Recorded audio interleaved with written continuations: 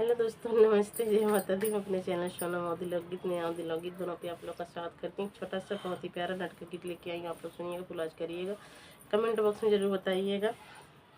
तारा के पानी बड़ा खारा, बालमा तनी धीरे पुकारा।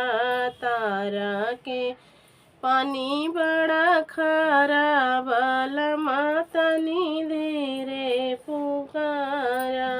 हमारे ससुर जी के बागा बगीचा, हमारे ससुर जी के बागा बगीचा।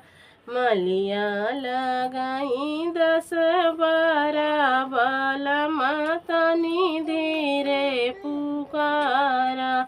मलिया लगाई 10-12, बालमा तनी धीरे पुकारा।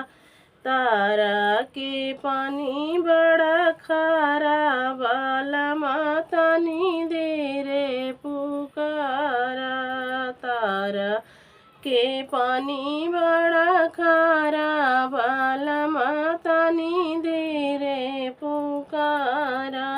हमारे जेठ जी के कुआना जगतिया, हमारे जेठ जी के कुआना जगतिया।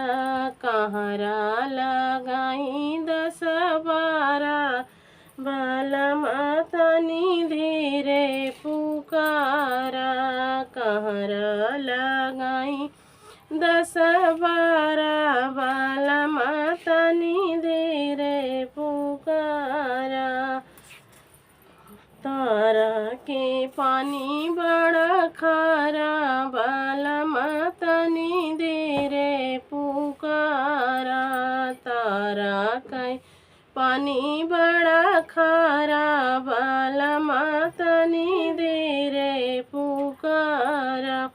हमारे देवर जी के महला 2 महला, हमारे देवर जी के महला 2 महला।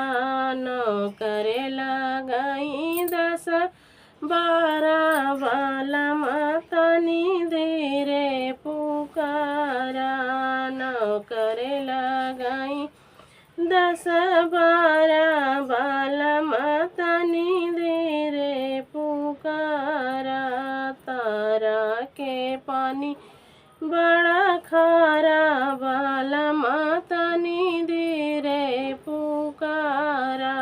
तारा के पानी बड़ा खारा, बालमा तनी धीरे पुकारा।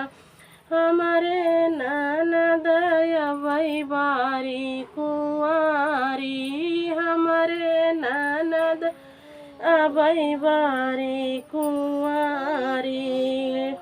लौडई देखई 10-12, बालमा तनी धीरे पुकारा।